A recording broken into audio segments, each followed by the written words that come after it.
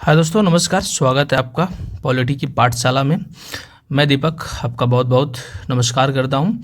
सबसे पहले आप देखिए कि यूपीएसआई की जो भर्ती आ रही है, आ चुकी है, नोटिफिकेशन भी आ चुका है। डिटेल पूरा आप हम यहाँ पर देखेंगे। उसमें हम देखेंगे किस विभाग में कितने पद हैं, आरक्षित कितने पद हैं, अनारक्षित कितने पद हैं, फॉर्म कब से भरा जाना है, कब तक भर सकते हैं, क्या क्या पूछा जाएगा, आपका सिलेबस जो है उसको बारे में हम पूरी डिटेल से जानकारी लेंगे और देंगे भी।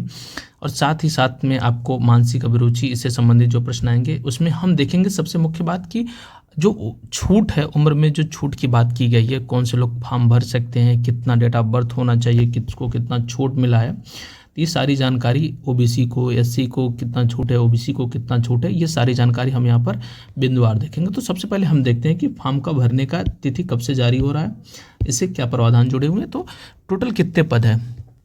4543 पद हैं यूपीएसआई में। आपको ये ध्यान देना होगा, कितने पद हैं? 4583 पद हैं। फॉर्म भरने 12 अगस्त से प्रारंभ हो गए। लास्ट डेट आपका 11 सितंबर है। सभी वर्गों को 3 वर्ष का छूट दिया गया है। 28 + 3 31 वर्ष ईडब्ल्यूएस सामान्य वर्ग, ओबीसी एससी एसटी के लिए 28 + 5 जो आपको मिलता है, +3 आपको जो विशेष रूप से छूट दिया गया। इसके बारे में हम आगे से डिटेल देख लेते हैं। चलिए, सबसे पहले हम बात करेंगे कि कहाँ पर कितने पोस्ट हैं और किस वर्ग में कितने पोस्ट हैं। तो यूआर में जो है अनारक्षित जो आपका है, कितना पद है? 1705 पद है। ठीक। ईडब्ल्यूएस 422 पद है। ओबीसी के लिए 1136 पद है। एससी के लिए 890 और एसटी के लिए 82 पद है। साथ ही साथ प्लाटून कमांडर पीएससी, उप निरीक्षक सशस्त्र पुलिस में रिक्त पदों को श्रेणीवार जो केवल पुरुष अभ्यर्थियों के लिए है, प्लाटून कमांडर पीएससी के लिए। ठीक। यूआर के लिए 56 पद हैं। ईडब्ल्यूएस के लिए 13, अन्य पिछड़ा के लिए 36, अनुसूचित जाति के लिए 28 और अनुसूचित जनजाति के लिए 2 पद हैं। लेकिन मुख्य बात हम आगे देखते हैं, यह है कि फॉर्म कब से भरा जा रहा है। आपको मैंने प्रारंभ में भी बताया कि 12 अगस्त से फॉर्म भरा जाएगा 11 सितंबर तक। आवेदन शुल्क जमा करने की तिथि वही है, सेम 12 अगस्त से 11 सितंबर तक। जमा किए गए शुल्क के समायोजन की तिथि जो है 12 अगस्त से 13 सितंबर तक। ठीक है। चलिए, अगला डिटेल हम देख लेते हैं। जो विषय वस्तु है, कहाँ से कितने प्रश्न पूछे जाएंगे, ये आपके लिए जानना जरूरी है। सामान्य हिंदी से कुल 40 प्रश्न होंगे 100 अंक के लिए, ये आप जानिए। मूल विधि, संविधान, सामान्य ज्ञान, यानी आपको जो कानून से जुड़ा हुआ आपके जो एक्ट हैं, सीआरपीसी, आरपीसी जो हैं, आरपीसी जो हैं, सारी चीज़ें, संविधान, भारतीय राज्य व्यवस्था से भी पूछे जाएंगे। और सामान्य ज्ञान में तो सब पूछा जाएगा, जो जीएसटी के ये सब पूछता है, स्टैटिक जो चीज़ें होती हैं। ठीक है, ये सारी पूछे जाएंगे। इसमें साथ ही सेक्शन जो 3 है, संख्यात्मक एवं मानसिक योग्यता का परीक्षण हो गया। संज्ञात्मक यानी आपका मैथ से सेक्शन जो होगा, ठीक है, 40 अंक का होगा। मानसिक अभिरक्षा, बुद्धिलब्धि परीक्षा, तार्किक यानी रीजनिंग से संबंधित उससे जुड़ी हुई सारी चीज़ें आपसे यहाँ पर पूछे जाएंगी।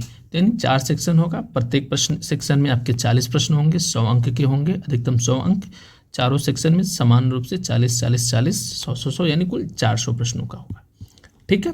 अब हम बात करेंगे तो कौन से लोग इस फॉर्म को फिलअप कर पाएंगे, उनका डेट ऑफ बर्थ क्या होना चाहिए। ये सबसे महत्वपूर्ण बात है कि अगर आपको आयु में छूट चाहिए तो आपको उम्र क्या होनी चाहिए। ठीक। श्रेणीवार यहाँ पर हम बात करेंगे। सामान्य वर्ग को भी यहाँ पर छूट मिली है इस बार। ये इसके लिए अभ्यर्थियों को, सरकार को, प्रदेश सरकार को धन्यवाद देना चाहिए। 3 वर्ष का जो छूट है वो जनरल कैटेगरी के बच्चों के लिए। आपका जो जनरल कैटेगरी के हैं उनका 02 यानी आपका 2 जुलाई 1994 से आपका 1 जुलाई 2004 तक के बीच में है, तो इस फॉर्म को आप भर सकते हैं। प्लाटून कमांडर के लिए भी वही सेम है। साथ ही साथ अनुसूचित जाति अभ्यर्थियों की श्रेणी के लिए अधिकतम 5 वर्ष की छूट है, यानी 5 वर्ष तो आपको मिलता ही है, +3 यहाँ पर +3 लिखा हुआ है। मैं अपने पास से आपको कुछ नहीं बता रहा हूँ, जो वहाँ पर गजट में छपा हुआ है 5 + 3 आपको छूट मिलेगा। सीधे सीधे अगर आप समझना चाहिए तो आपका डेट ऑफ बर्थ इससे बाद का हो और इससे पहले का हो, यानी 2 जुलाई 1989 से और 1 जुलाई आपका 2004 तक होना चाहिए। तो आप एससी कैटेगरी के लिए, ठीक। एसटी के लिए क्या, ओबीसी के लिए अगले स्लाइड में है तो वो भी मैं बताऊंगा। एसटी के लिए क्या है कि आपका सेम जो एससी के लिए है कि 2 जुलाई 1989 से 1 जुलाई 2004 के बीच में यहाँ पर होना चाहिए। प्लाटून कमांडर का भी आप देख सकते हैं, सेम टू सेम है। अब हम देखेंगे कि ओबीसी का क्या है। यहाँ पर आप देख लीजिए, सिंपल सा है कि आप अपना डेट ऑफ बर्थ मैच कर लें, इसके बीच में हो। ये आपका जनरल कैटेगरी के लिए, आपका एससी के लिए है, ये भी आपका यहाँ से और यहाँ तक के बीच में होना चाहिए एसटी के लिए, ठीक। दोनों सेम है। अब हम ओबीसी का देखेंगे। ओबीसी में भी ऐसे ही छूट मिला हुआ। क्या छूट है इसको देख लिए। अन्य पिछड़ा वर्ग के लोग हैं वो भी उप निरीक्षण के लिए कब से होना चाहिए आपका डेट ऑफ बर्थ, 2 जुलाई 1989 से 1 जुलाई 2004 के बीच में हो, ठीक। और प्लाटून कमांडर के लिए भी यही है। साथ ही साथ उत्तर प्रदेश राज्य के कर्मचारी के अभ्यर्थी की अधिकतम आयु में 5 वर्ष की छूट अनुमान्य है, ठीक।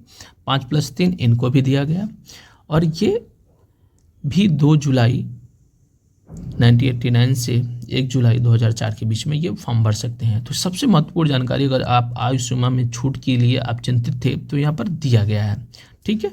अब आपको कन्फ्यूजन होना ही नहीं चाहिए, यहाँ से इन दोनों के बीच में आपके पास हो।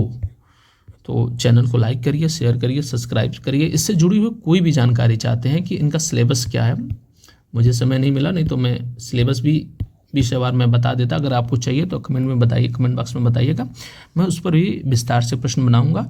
और पॉलिटिकल साइंस या मूलविद से जुड़े हुए प्रश्न यहाँ पे कराए जाएंगे। तो चैनल को लाइक, शेयर और सब्सक्राइब जरूर करिएगा, अपने दोस्तों को भी शेयर करिए।